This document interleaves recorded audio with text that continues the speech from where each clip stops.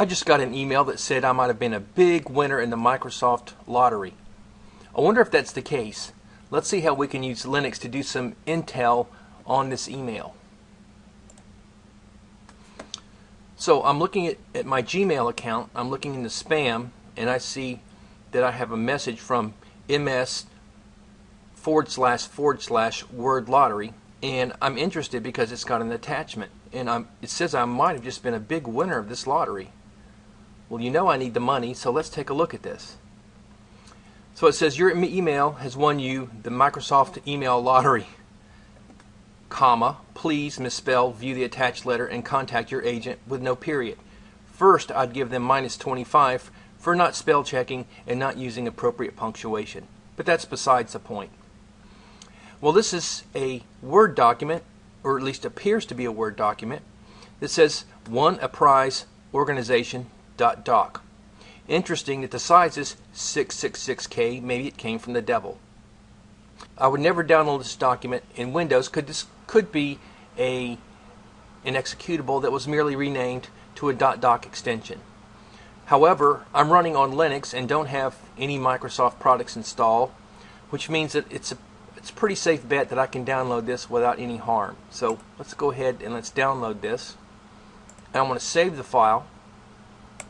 And then I want to take a look at its contents. So it's downloaded.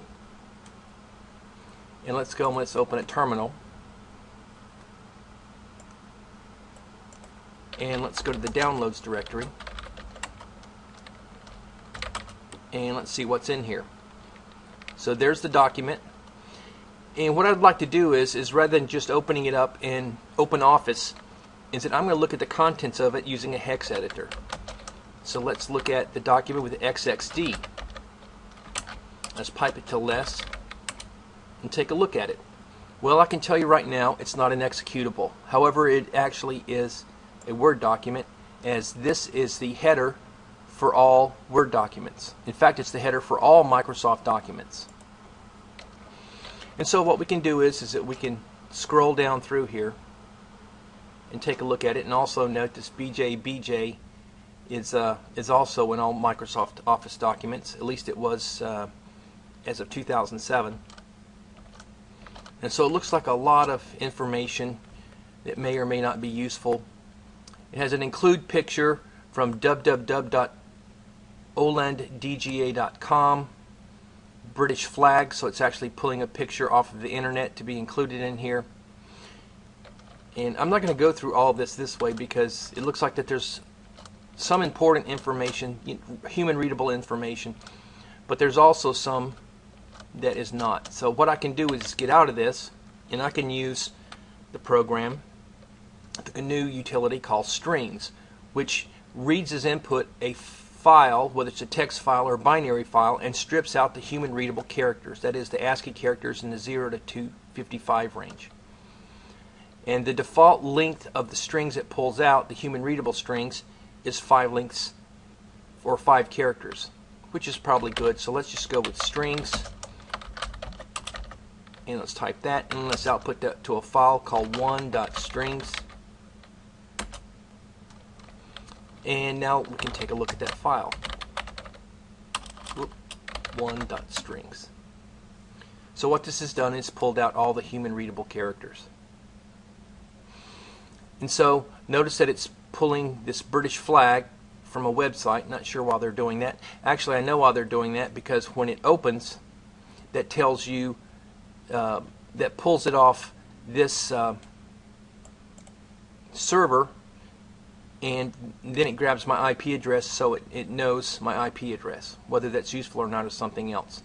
Notice also it pulls off the something from Microsoft rather than just directly importing it into the program, into the file. And so it's telling me that that I have won the award, and I'm a United Kingdom, from the United Kingdom. Dear winner, nothing personalized about this. And it says it's cooperating with Microsoft management about this.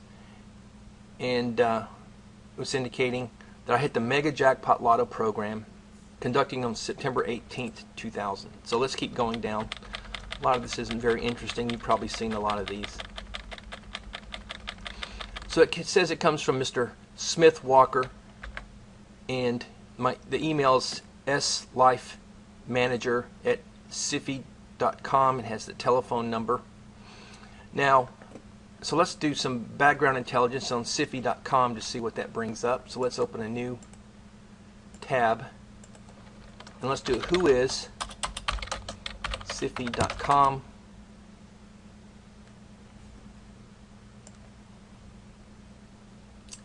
And you see it doesn't come from the United Kingdom. This tells me a little bit about the domain name, Tamil Nadu, and we can go look exactly where this is. So we see Tamil Nadu is one of the 28 states of India. So that makes me suspicious right there. And just gives you some more information about the server. And let's go back over here and keep on working down. Notice it's pulling out a lot of different information, include picture from other web servers. Let's keep going to the bottom. Obviously this is a lot of code in here. Notice that the only file in here that's included directory, this JFIF, is a JPEG file. And I know because it says JFIF, it says Ducky, and from Adobe. And let's keep scrolling down. And better yet, let's just go to the end. And at the end of all Microsoft Word documents and Microsoft Office documents is the information about the user, the actual name, and the version of MS Word being used, Word document 8. And notice that in here the actual user was named Alan. If we wanted to go out of here and look at the document again and go to the end, and this looks like that it's a valid Microsoft Office Word document, and pretty much all of them look like this. Notice that in this is Unicode when you see the D.O.C. because the Unicode takes, at least in this case, takes up 2 bytes instead of a single byte, and that's why you see the dots. You can keep scrolling up. And this is all information that you would see with any type of document, and you'll see this in Word and in Office. And there was something interesting up above here that I saw. A lot of wasted space in this document. This is where it's pulling down information, coat of arms for the file, and including that within the document. And somewhere up here includes the actual user's name, Allison Hunter, and there it is right there. So this will be kept in the preferences in Word, and it tells you all the different fonts that are used. Okay, so it looks like it's okay. It's not an executable, so now let's open it.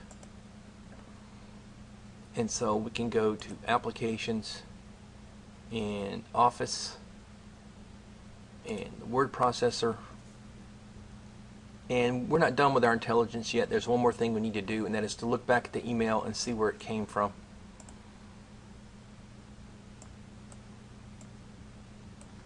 And we go File, Open, Downloads,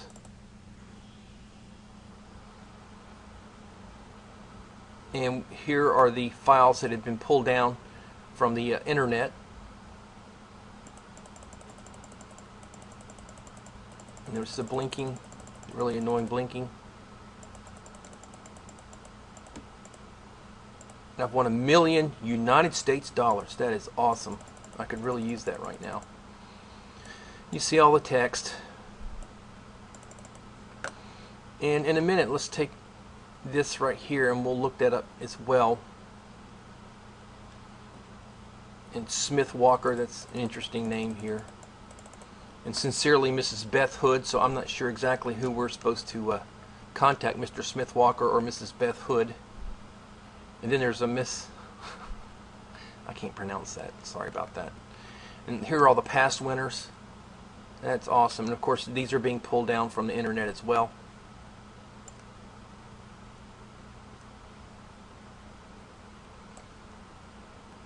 Okay, so let's go back over here.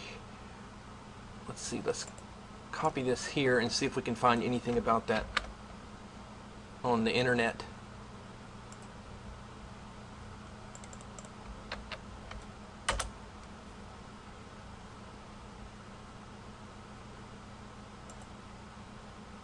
Let's take a look here.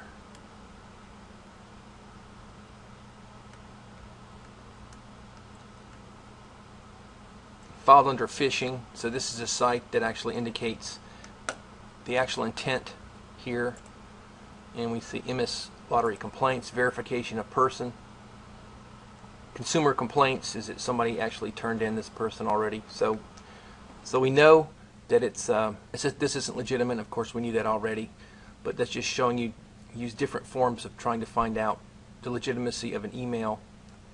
Let's open that up and show details.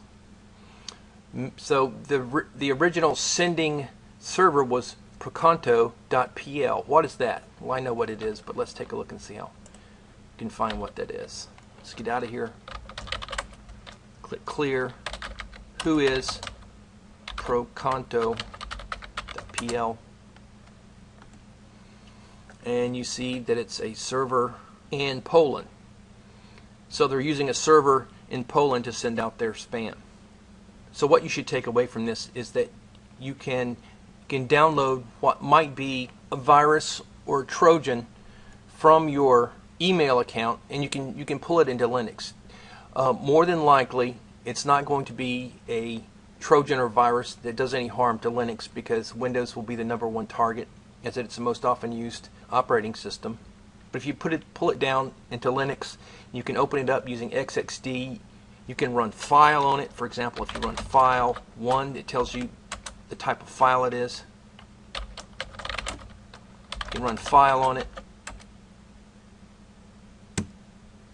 Typically, file will only tell you what type of file it is, but this is giving a lot more information. So maybe they've updated the file application, the file utility, so that it goes in and captures a lot of the critical information, the important information from the file. So it says the name of the document, the version number. It was written on Little Indian System, OS Windows version 5.1, the title of the author, Allinson, the template used, the name of the creating application, and so on. So apparently they've updated the file application.